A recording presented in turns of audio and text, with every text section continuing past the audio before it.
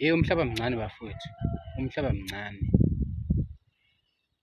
Bafowethu, aniyeke ukudela bafowethu kuma-social network, aniyeke ukudela kuma-social network bafowethu. Uyazi khona into ike yayibuka bafowethu, ike yenzeka iy'khathi impela nje.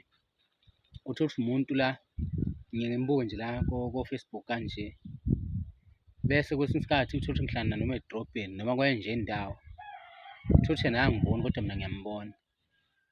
Yabo leyo nto leyo bafowethu ike ingifundise ukuthi kanti umhlaba mncane kanje.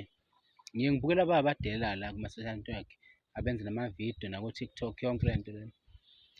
Bedelela ey'tshela ukuthi umuntu ngoba nakhu ukude ngeke beze bemthole, ukushuthi yena ukwenye indawo, yabo. Ethathe ngalokho ukuthi la bantu laba abadelelayo noma la bantu abasuke bembuka ngaleso sikhathi leso, ethathe ukuthi baqhelelene naye.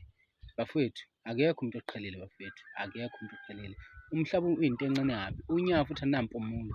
Uhambe uzofika endaweni la bungacabangi khona ukuthi ufike khona.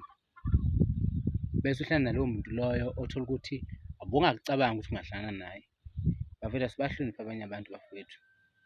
Umhlaba mncane bafowethu, umhlaba mncane. Futhi ngelinye ilanga nawe uhambe ubone lokho.